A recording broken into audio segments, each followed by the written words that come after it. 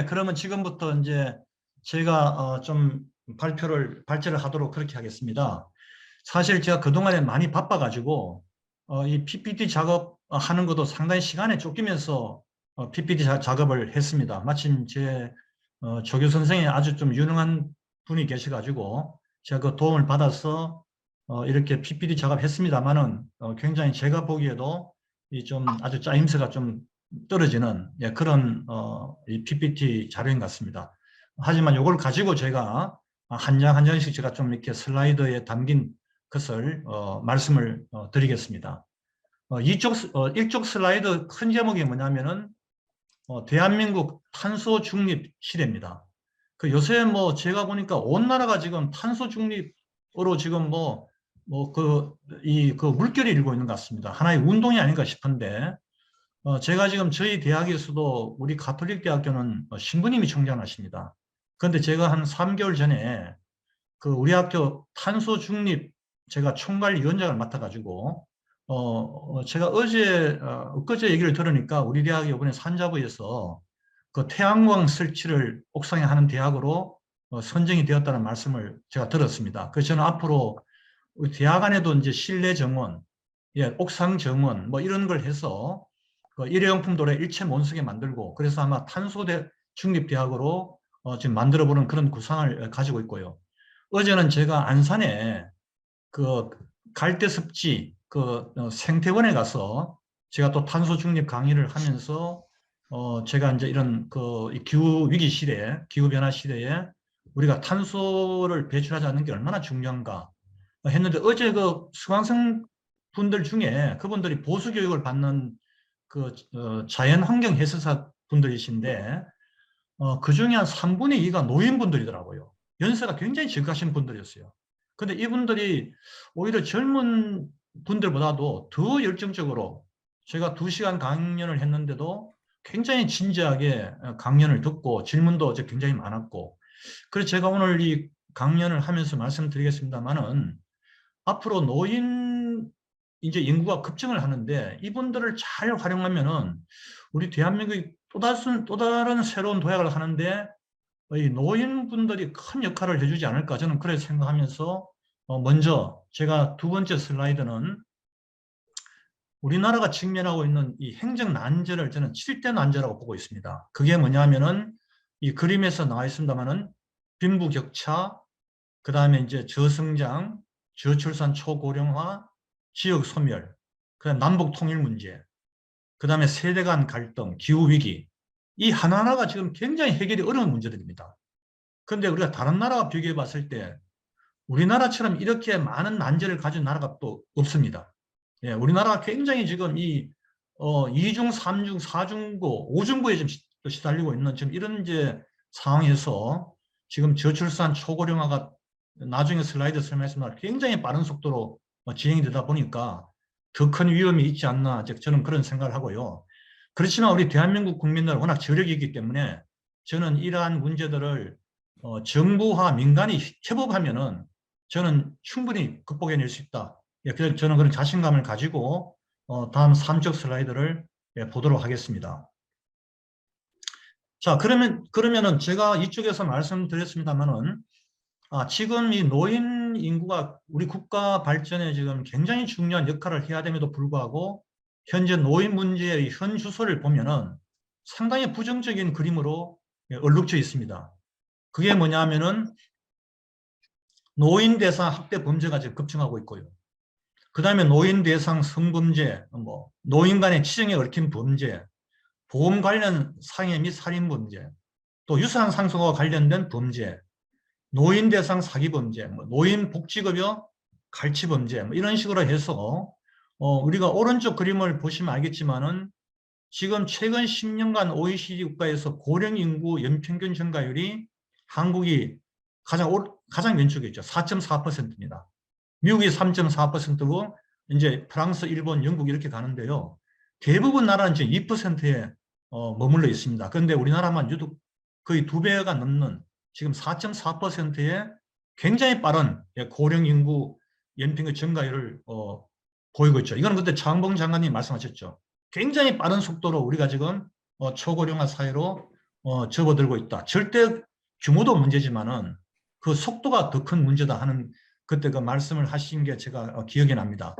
그래서 이제 우리가 보면은 2029년이 되면요. 우리나라 전체 인구의 30%에 해당되는 한 1,500만 명의 노인 인구로 이제 분류가 되는 것 같습니다. 그래서 아마 국가적인 과제가 이런 노인 인구를 갖다가 어떻게 하면 부가가치가 높은 일자리를 만들어 줌으로 해서 현재 노인들이 겪고 있는 이런 수많은 문제들에서 해방될 수가 있을까? 예, 그래서 지금 우리가 OECD 국가 낸 보고서를 보면요. 우리나라 국민들이 제일 OECD 평균에서 지식 수준이 높을 때가 언제냐면은 10대 후반, 20대 초반입니다. 이때 우리나라 부모들이 워낙 교육을 많이 시키다 보니까 우리가 OECD 국가 중에서 상당히 높은 그 지식을 가진 그런 그룹에 들어가 있습니다. 그런데 30대 후반부터 40대 초반에 접어들면요. 이제 OECD 평균에서 좀 떨어지기 시작합니다. 그러다가 50대가 넘어가면요. 우리나라 국민들이 가장 공부를 안 하고 그 평생 교육을 받지 않는 그런 지금 군으로 떨어지는. 그래서 이런 부분은 국가에서 해결해야 되지 않는가. 그러니까 노인들이 아무런 대비가 없이 지금 백세 시대를 맞이하다 보니까 굉장히 취약한 지금 이런 문제에 지금 무방비로 노출되어 있는 이런 부분이 지금 국가가 특히 보건복지부가 상당히 고민을 해야 되지 않나는 그런 생각을 가지고 있고요.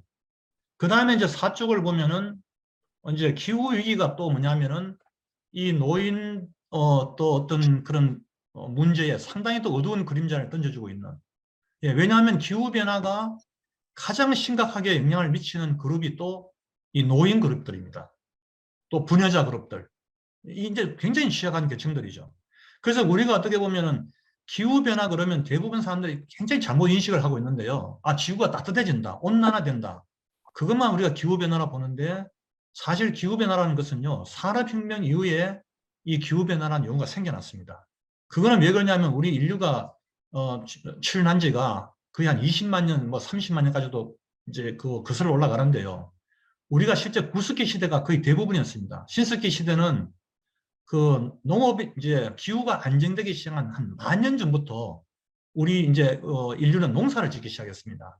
그게 왜 이제 만 년 전부터 가능했냐면은 기후가 지금처럼 이렇게 뭐 막 급격한 홍수가 오고 태풍이 오고 막 그렇게 되면은 농민들이 농사를 지을 수가 없죠. 왜냐하면 전부 다 그걸 다 잃어버리니까. 그래서 1년에 한두 번 정도 막 태풍이 오고 가뭄이 오면 그거는 이제 농민들이 감내를 할 수 있는 수준이죠.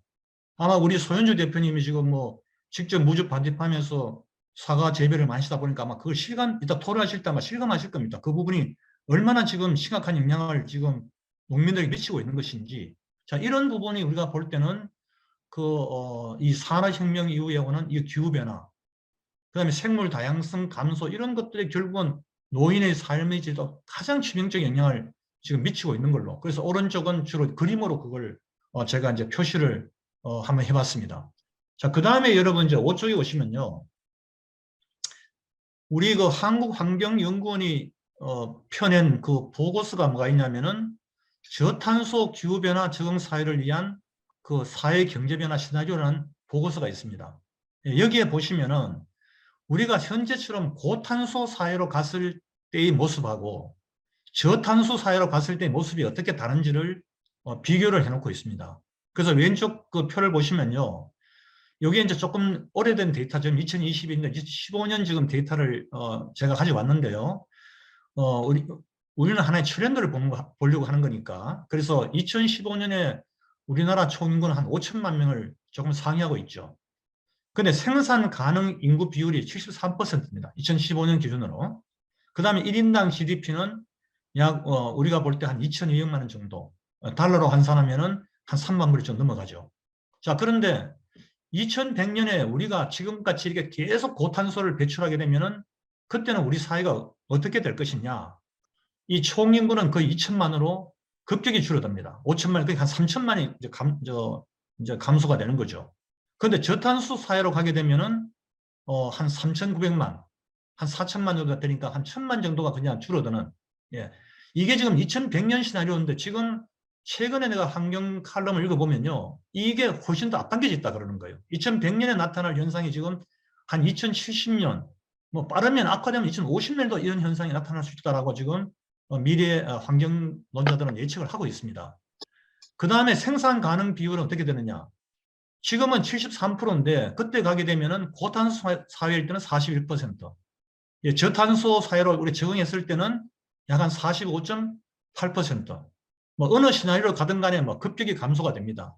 자, 이런 문제가 결국 뭐냐면은 연금 고갈. 그죠? 그 다음에 우리나라 경제가 굉장히 저성장 국면으로 접어들고 하여튼 모든 대한민국의 어두운 미래에 영향을 주는 이제 그런 수치가 되는 거죠.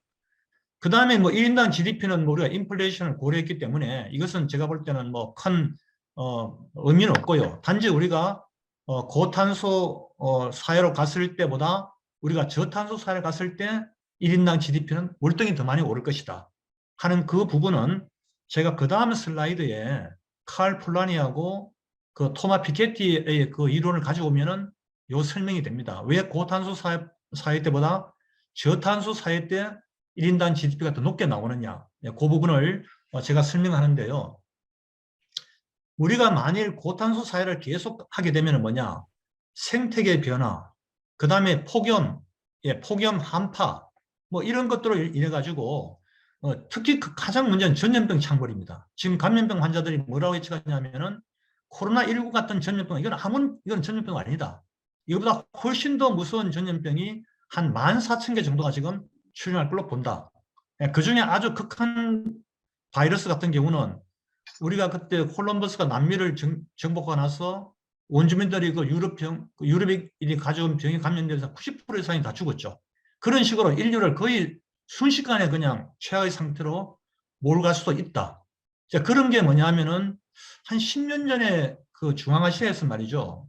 지금은 그 일급 멸종 동물인데 사슴과에 속하는 그 동물이 있습니다. 그게 중앙아시아에서 굉장히 많았던 동물인데 그 동물이 어느 날 수만 마리가 한꺼번에 다 죽어버린 거예요.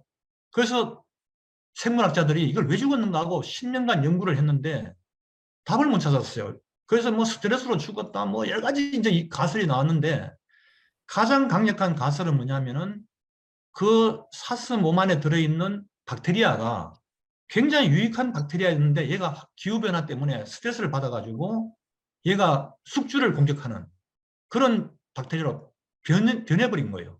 그래서 순식간에 그 수많은 박테리아가 다 죽었습니다.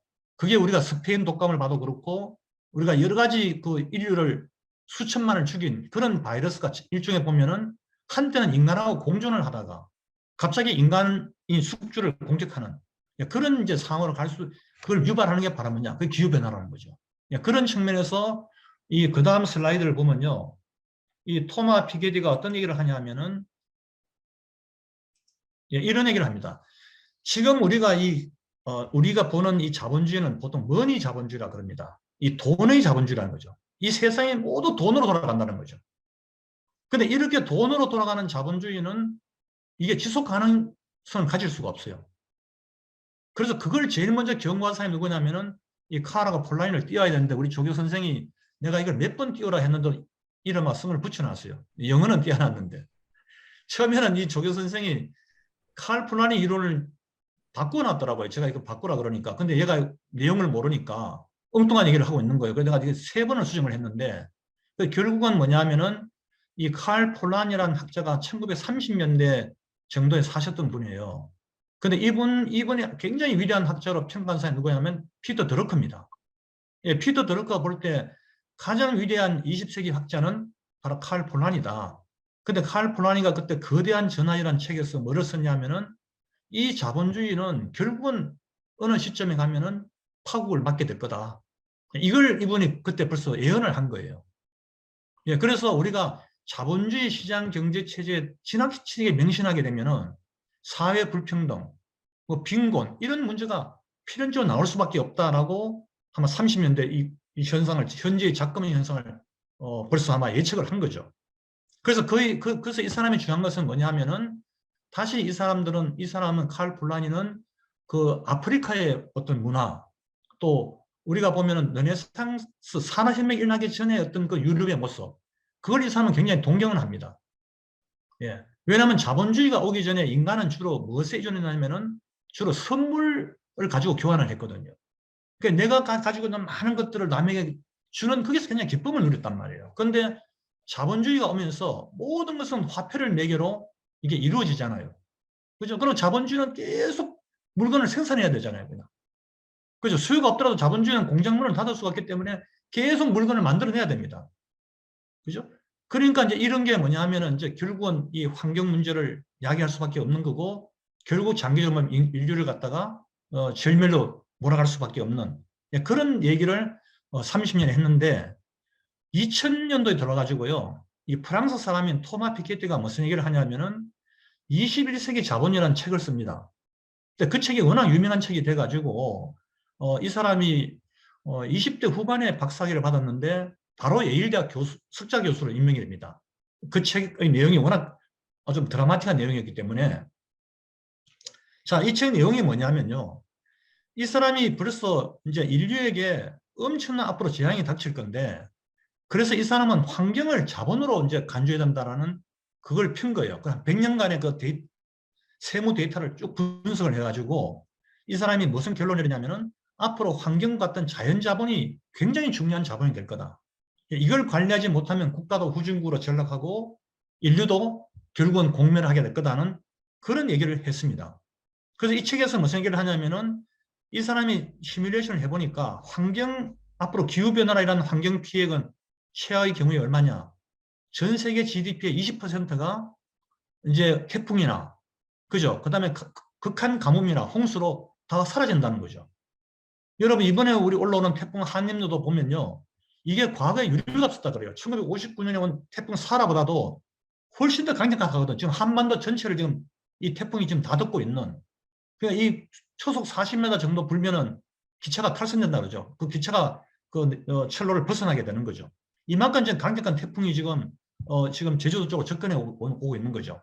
자, 이런 게 이제 이 토마 피케티는 무슨 얘기를 하냐면, 이거는 지금은 이러한 현상이 아주 에버노멀한 건데 앞으로 한 10년, 20년 후에는 이런 게 일상이 된다는 거예요. 이런 게 노멀한 상태가 된다는 거예요. 그러면 농민들은 아예 농업을 포기할 수밖에 없는 거죠. 그러면 이제 결국은 뭐냐, 식량 기근이 날 거고, 앞으로 그 리틀 아만다라는 식품학자 이런 얘기를 하죠. 앞으로 10년 이후에는 우리가 밥을 지어 먹고 이런 걸 할 수가 없다.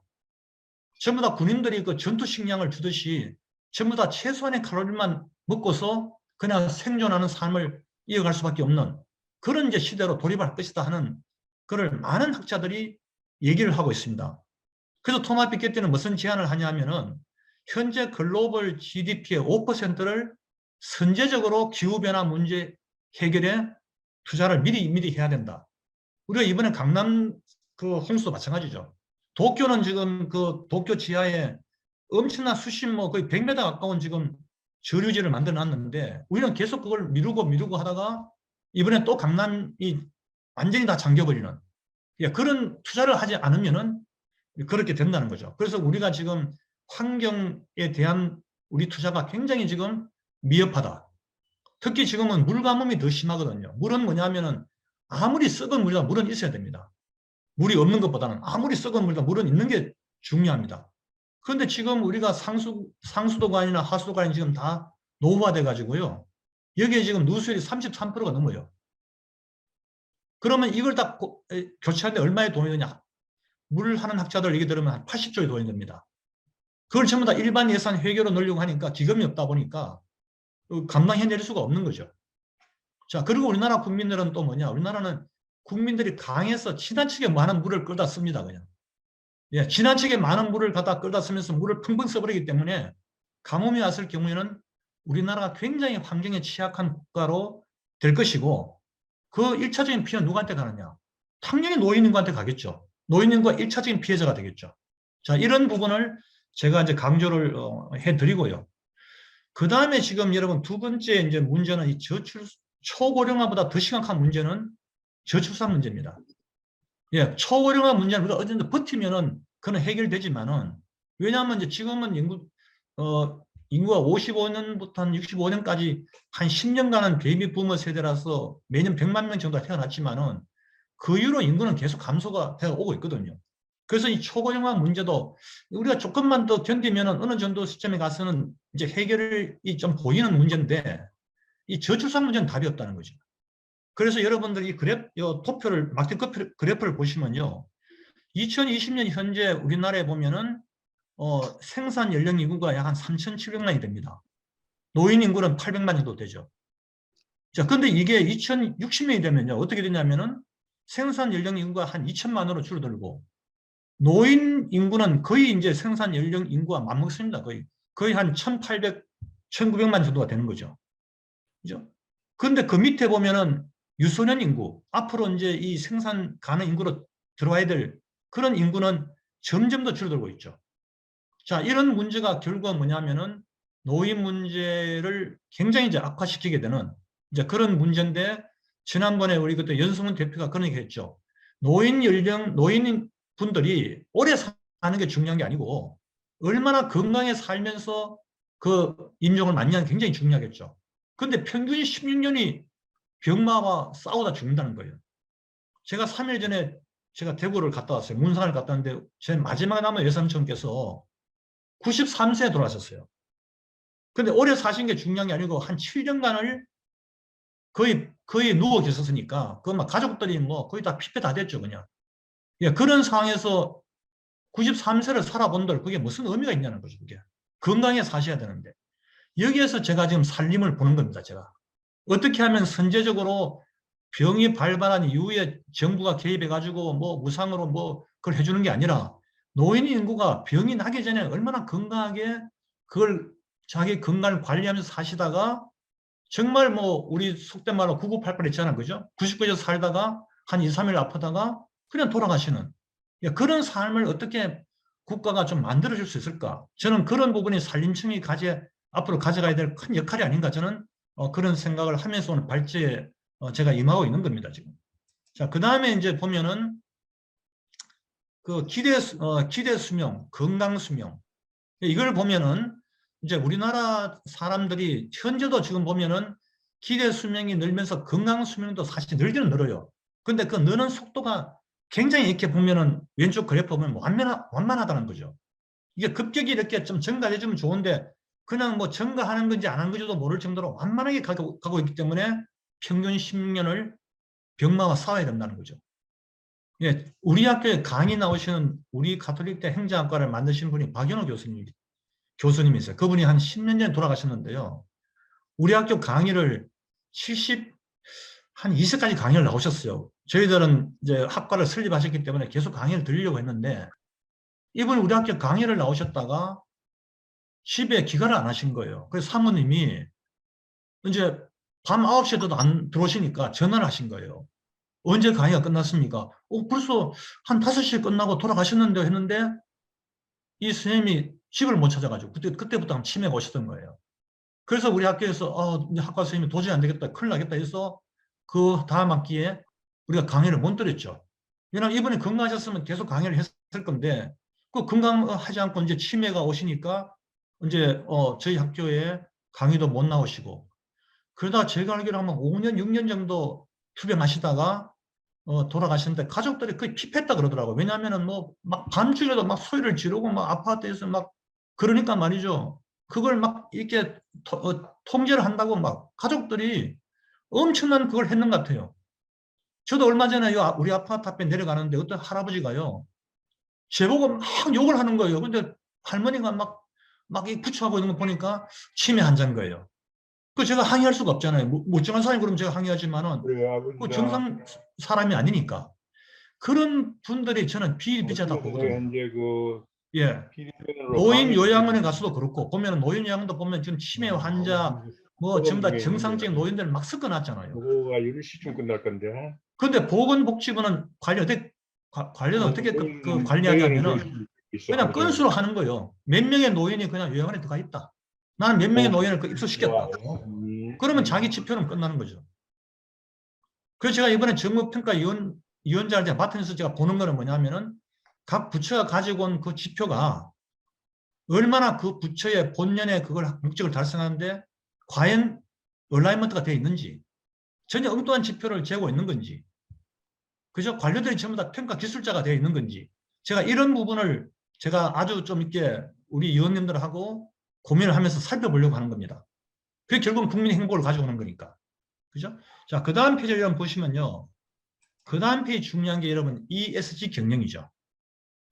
예, 이제는 모든 국가 유엔을 중심으로 ESG를 경영을 실천해라. 그래서 아마 저한테 앞으로 주어진 과제가 그럴 겁니다. 모든 정부 부처에, 공공기관에, 지자체에 평가를 할 때 ESG의 개념을 가지고 평가를 해라. 그러면 이제 환경이라든지 어떤 빈부격차 문제를 해결하지 못하는 그런 기관들은 결국은 전부 다 좋은 평가를 받을 수가 없습니다. 예, 제가 볼 때 앞으로 우리나라에서요, 일회용품 보기가 굉장히 앞으로 어려워질 겁니다. 예, 현재는 우리나라가 세계 3대 환경 악당 국가거든요. 그는 조선일보의 한상희 기자가 서울대 사회학과를 나오셨는데 그분이 40년을 연구하셨어요. 환경 칼럼만 쓰신 거예요. 그래서 얼마 전에 국민의힘의 사선 의원이 이 한상희 기자를 만나고 싶어서 제보고 한상희 기자를 좀 소개해 줄 수 없습니까? 왜냐했지만 ESG에서 우리 국회의원들이 좀 알고 싶습니다. 그때 이제 성사가 다 됐는데 그때 그 국회의원 그분이 코로나 걸리는 바람에 성사가 못 됐어요, 그때. 자, 그러면은 저는 뭐를 하느냐. 앞으로 우리가 일회용품을 없애고 가능하면 화석연료를 안 쓰고 태양광을 하든 뭐 풍력을 하든 모든 걸 앞으로 탄소가 나오지 않는 에너지원을 쓰고 음식물 쓰레기를 그로 제로 웨이스트로 가고 지금 서울시의 오시훈 시장님 보니까 서울시에 50개 식당을 전부 다 쓰레기 제로 식당으로 만들겠다고 지금 선하셨더라고요. 자, 그런 식으로 이제는 모든 기관들에 대한 평가는 이제 ESG를 가지고 할 것이다. 예, 그런데 지난 정부에서 조금 문제는 뭐가 있었냐면 제가 최근에 이제 많은 기관들 부처의 이제 그 장들하고 얘기를 나누고 보면요.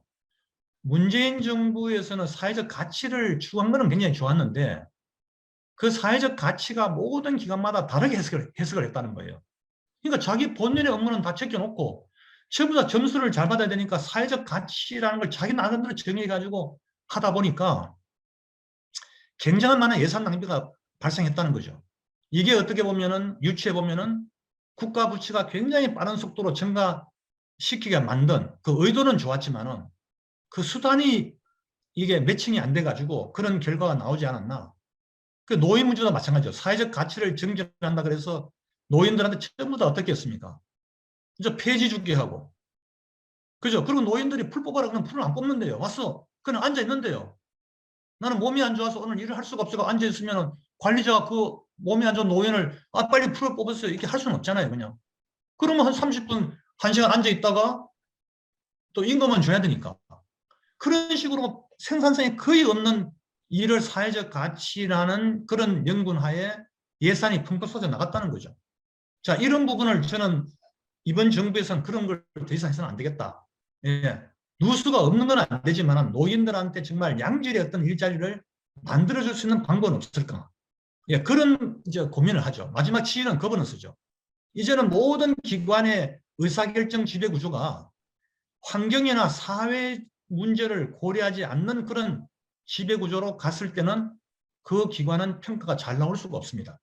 그런 지배구조를 가지고 있으라는 거죠. 자, 이런 말씀을 제가 드리고 싶고요.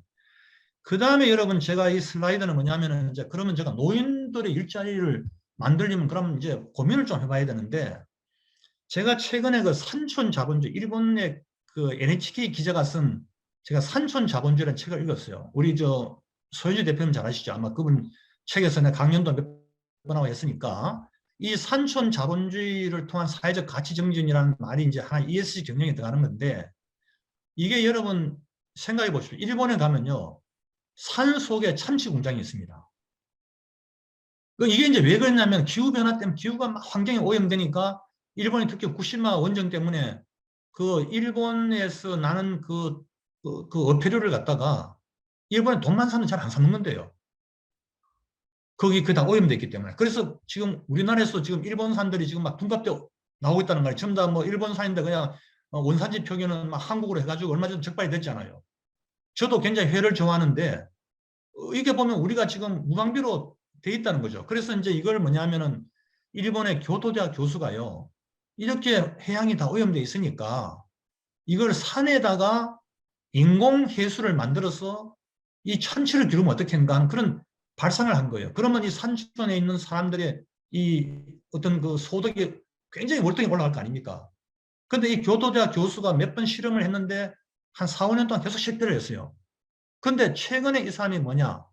그 이제 이 성공을 해가지고요. 그게 이제 2010년대 물고기 공장의 산속에 있는 거예요. 예, 제가 홋카이도를 제가 다음 달인가 하면 이제 가려고 하는데 제가 이제 이 공장을 실전에 견학을 해보려고 그래요. 그래서 여기 가보니까 지금 어떻게 돼 있냐면요. 시어를 넣어서 8개월 만에 이제 이 성숙된 이제 그거로 만드는 거예요. 만드는데 이 고기에 대한 그러니까 이 참치에 대한 수요가 엄청나게 많다는 거예요. 일본의 인류 음식점 전부 다 이 산속의 참치 이 공장에서 나오는 참치를 산다는 거죠. 우리나라에서 그런 걸 하고 있는 사람들이 있어요. 참치는 아닌데 제가 아는 경영학과 교수가 지금 ESG 경영을 한다 그래가지고 강남에 말이죠. 지하에다가 그 수경 재배를 해요. 산양삼을. 근데 그 산양삼을 그 강남에 있는 식당에서 말이죠. 그 산양삼 그걸 계약을 해가지고 엄청나게 비싼 가격으로 그걸 그 가게가 사가지고 간다는 거예요. 자, 이런 식으로 제가 볼 때 우리가 발상의 전환만 한다면 이건 물론 산림청에 나서줘야 되겠죠. 해가지고 산림청이 이런 걸 통해서 노인 일자리 전부는 아니지만 일부라도 우리가 이 만들어준다면 우리가 자꾸 기농해라, 기촌해라 할 게 아니라 그 사람이 기촌을 하고 귀산촌을 했을 때 뭔가 살아갈 수 있는 걸 국가가 만들어줘야 되거든요. 자, 이런 면에서 저는 제가 이 글 읽으면서 야, 1차 산업도 이렇게 수익성 높은 비즈니스 산업으로 이게 바뀔 수 있구나 하는 이제 그런 제가 좀 이제 힌트를 이제 얻었죠. 그 다음에 제가 이제 주는 그림은 뭐냐면요. 앞으로 이제 미래에 나타날 직업의 유형이 크게 이제 학자들은 네 가지로 구분하고 있습니다. 그게 뭐냐면은 현재 있는 직업이라도 고부가 가치를 거기에 심어 놓으면은 된다는 거죠. 그 지금 무주 반디팜에 지금 우리 소현주 대표님이 하고 있는 게 지금 대표적인 업사이클링인데요. 소현주 대표님이 뭘 하시냐면은 그 산에서 버려지는 거 있잖아요. 뭐 이끼라든지. 그죠? 산에서 뭐 돌멩이라든지 뭐 솔방울 이런 걸 해가지고 멋있는 분재를 만드는 거예요. 그때 저는 그걸 처음 보고는 제가 충격을 받았어요. 근데 그게 백화점에 들어가면은 그 부가치가 엄청나다는 거예요. 그게 그 산에 그 산속에 나는 전부 다 쓸모없는 것들인데 그걸 딱 해서 분재를 만들어 놓으니까 그 부가치가 어마어마한 거죠. 근데 그걸 지금 그걸 산림 뭐 정원 아트상가 뭐 그런 이름 자격증을 주는데 지금 상당수 많은 젊은이도 오고 노인분들도 오고 그 자격증을 따가지고 가려고 한다는 거죠. 자, 이런 부분은 제가 볼 때는 산림청이 오히려 찾아가서 이 강력하게 협업을 요청을 해야 되는데 오히려 소영주 대표님이 가서 돈 좀 주세요. 좀 지원해 주세요. 어?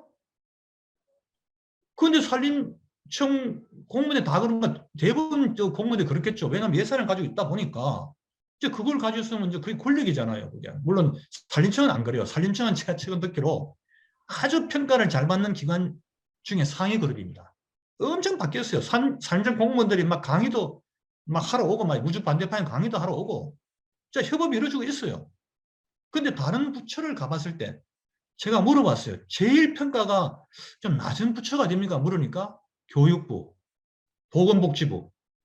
우리 장봉 장관님 계실 때는 잘 받았겠지만 워낙 이제 복지부의 문제가 행정 난제니까 이게 해결이 쉽지가 않잖아요. 공무원 혼자서 어떻게 해결합니까? 그냥. 민간에서 스티브 잡스를 찾아야죠. 민간에서. 그러면 찾아가서 공무원들 협업하자 이렇게 해줘야 되는데 지자체하고도 협업하자. 요새 지자체도 배가 불러가지고 협업 안 하려 그런데요. 요새 MD 공무원들이요. 정말 중앙부처 가서 손을 싹싹 빼면서 협업해달라 안 그러면요. 지자체 공무원들도 옛날 공무원처럼 의욕이 없대요. 뭐 내가 그걸 왜 해야 됩니까? 어? 그러니까 저 위에서는 계속 협력 거부하면서 하라는데 저 밑에 가면은 이상한 현상이 벌어지고 있다는 거죠.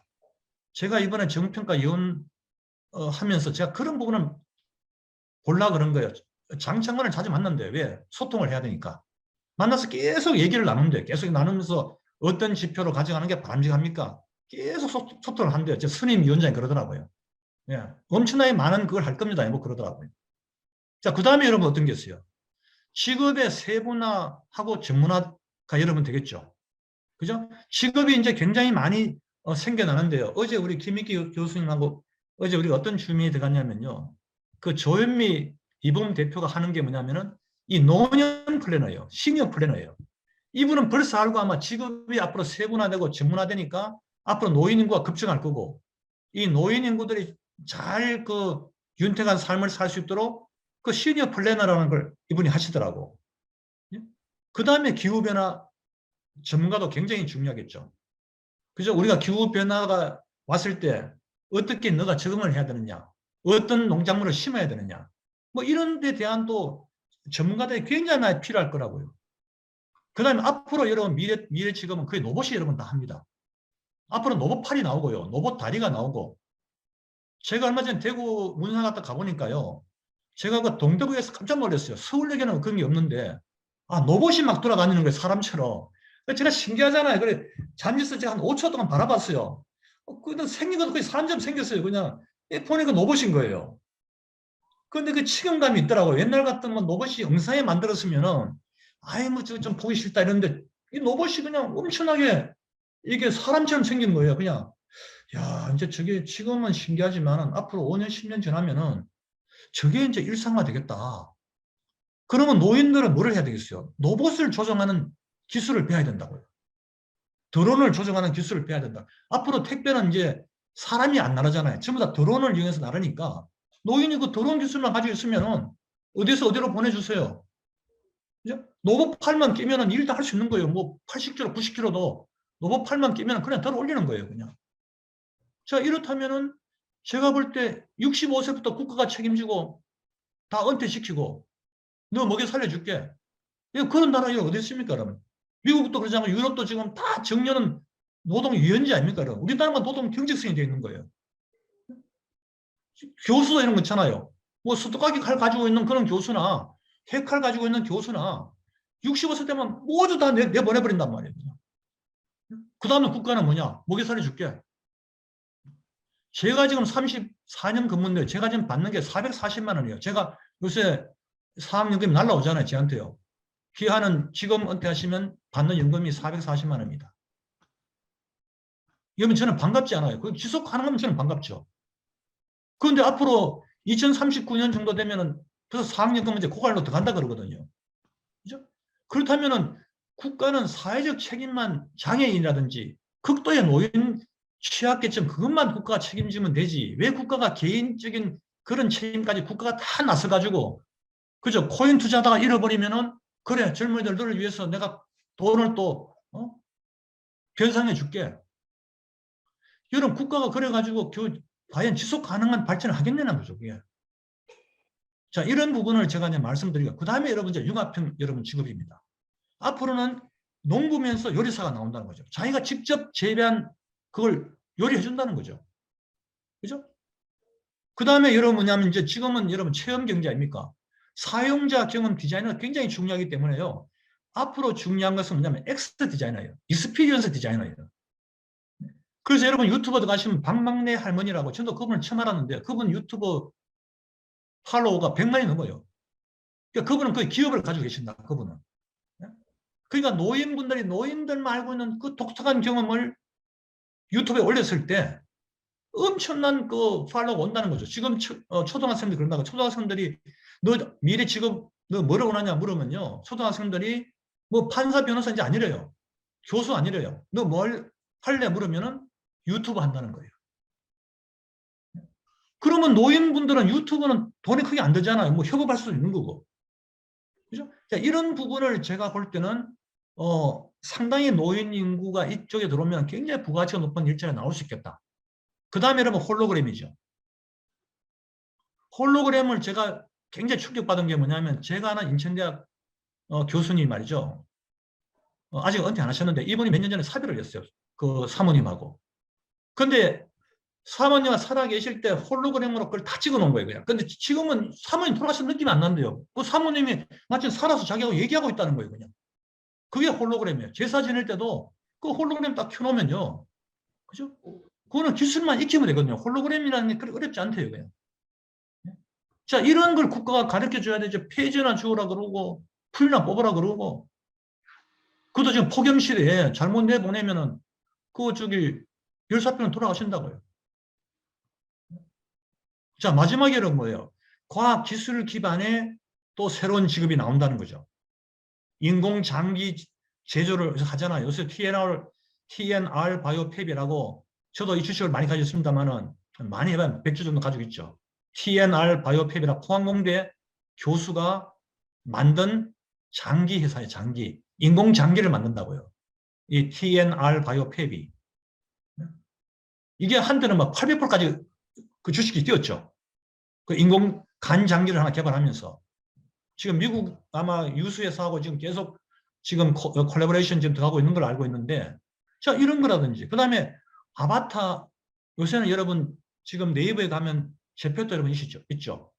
그 제페토에 가면 노인도요, 내가 젊은이로, 내 아바타를 내 젊은이로 만들면 되는 거예요. 내가 노인이지만 내 아바타는 젊은이로 만들어 놓으면 되는 거예요. 그럼 요새 MZ세대가 어떻게 합니까? 그 아바타한테 자기 옷을 입히고 화장을 시키고, 그죠? 제 요번에 그 진료가 어디로 갔냐면요. 아모레 화장품에 있다가요. 그 네이버로 옮겼어요. 화장품 하는 그 화장품 회사에 있는 애가 그 네이버 제페토로 옮겼더라고요. 왜 옮겼냐니까 그 가서 아바타 화장해주고 있다는 거예요. 아바타 화장을 해주고 있다는 거예요. 근데 자기한테 돈을 안 써도 MZ세대가 그 아바타한테는 그렇게 돈을 쓴대요. 아바타한테는. 이런 식으로 노인들이 뭐냐, 나의 아바타를 하나, 가상공간의 아바타를 하나 가지고, 그죠? 그래서 살아가는 거예요, 그냥. 국가가 이런 걸 가이드 해줘야 되는데, 그죠? 그리고 앞으로 뭔가 우주여행 가이드가 또 나온다는 거죠. 앞으로 이제 우주여행이 이제 일상화 된다는 거 아니겠어요, 그냥. 그죠? 그럼 이제 이런 다양한 직업들이 나올 때 노인은 나는 연령에 구애받지 않는다 저는 생각하거든요. 연령에 구애 없이 노인들이 할 수 있는 수많은 직업들이 여기서 나올 수 있을 것이다. 이런 부분을 이제 뭐 중기층도 아주 중소 뭐 기업부도 고민할 거고, 뭐 산자부도 굉장히 우수 부처에 속한다 그러대요. 산자부도. 왜냐하면은 이 산자부 공무원도 굉장히 많은 고민을 한다 그러더라고요. 자, 이런 부분을 산림청이 또 산자부와 협업하면은 굉장히 좋은 그게 나오지 않을까. 저는 그런 생각을 하고요. 그 다음에 이제 제가 보는 것은 이제 바우처 제도입니다. 예, 그렇지만 그럼에도 불구하고 우리가 굉장한 취약계층이 많잖아요. 노인분들한테. 이런 건 국가가 바우처를 만들어가지고 줘서 최소한의 인간다운 생활을 누릴 수 있도록 만들어줘야 되는데 그 대상이 어디냐? 주로 살림을 대상으로 하겠죠. 예, 노인들은 이제 연세가 자꾸 들면 들수록 그 유명한 철학자 하이데가 그랬잖아요. 나의 존재의 소리를 들으면은 숲으로 들어가라. 풀벌레 소리를 들어라. 그죠? 그 다음에 그 호수에 흐르는 물 소리를 들어라. 그게 노인 건강에 굉장히 중요하거든요, 그게. 자, 이런 부분을 놓고 볼 때 제가 이제 어떤 생각이 드냐 하면은 이제 이런 거죠. 한 번 더 부연하면 노인 일자리가 굉장히 많은 데서 창출될 수가 있는데 산림 일자리는 과거에는요, 3D 업종이었잖아요. 왜? 너무나 육체에 가혹한 육체노동을 하기 때문에 노인분들한테 전혀 맞지 않았지만은 이제 기술 변화 때문에 가장 잠재성이 높은 그 세대가 바로 뭐냐면 인력 그룹들이 노인 인구인 거예요. 노인 인구. 예, 왜냐하면 드론이 나오고 로봇이 나오고 로봇팔이 나오고 로봇 다리가 나오고.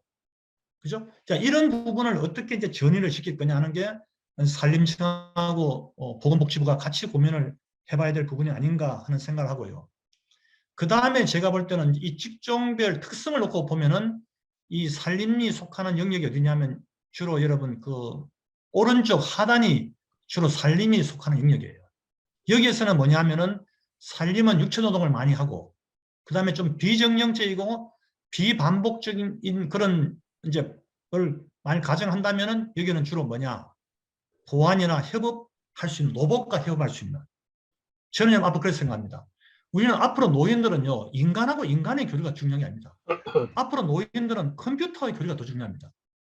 앞으로 컴퓨터와 나는 어떻게 대화를 할 수 있느냐? 로봇하고 어떻게 대화할 수 있느냐? 그런 걸 국가가 가르쳐 줘야 되는 거지.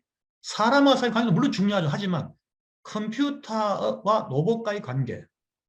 그러면 코딩도 노인들은 배워야 된다고요. 아주 기본적인 코딩은 노인들이 그 원리를 배워야 된다고요. 자, 그런 측면에서 저는 이 노인 일자리는 감성 지식도 많겠죠. 왜냐하면 전문직에 종사 노인들이 워낙 많으니까. 그 다음에 비정형, 비반복적인 이 부분에도 나올 수 있을 거고. 거의 뭐 이 4차원 이 그래프 4분면에서 다 나올 수 있겠죠. 이걸 우리가 어떻게 분류해서 여기에 맞는 일자리를 줄 것인가 하는 이제 이런 부분을 저는 동아노인복지연구소가 좀 고민해 봐야 되지 않겠나. 그냥 막연히 일자리만 창출할 게 아니라 거기에 맞는 맞춤형 노인 일자리를 만들지 않겠나는 그런 생각을 저는 가져보고요. 자, 그 다음에 여러분 이 그림은 뭐냐면요.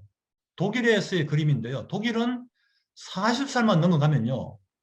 1년에 2달 정도 내가 신청을 하면은 이게 숲에 가서 이렇게 자기 건강 힐링을 할 수 있는 거예요. 그럼 이걸 전부 다 뭐냐면 보험회사에 제출하면은 보험회사가 보험료를 깎아주는 거예요. 우리가 마치 무사고 운전하면은 보험료가 떨어지는 것처럼 내 건강 관리를 계속 해나가는 사람들은 보험료를 계속 깎아준다는 거죠. 그 산림청이 아마 지금 계속 그 협의하고 있는 것 같아요. 기재부하고요. 이걸 이 보험 산림치유도 보험에 좀 넣어달라. 근데 지금 상당히 저는 긍정적인 방향으로 가고 있다 그렇게 저는 듣고 있습니다. 저는 그건 반드시 또 돼야 되는 거고요. 독일처럼 선제적으로 뭐 습치료 5일을 주든 뭐 한 달을 주든 다양한 프로그램을 운영을 해야 되겠죠. 자, 이런 부분을 제가 좀 말씀을 드리고 싶고요. 자, 그 다음에 저는 이제 노인분들은 가능하면 이제 뭐냐. 앞으로 국가에서 여러분 증원 사업 굉장히 많이 하죠. 이걸 저는 가능하면 노인들하고 노인들이 참여하는 증원 사업.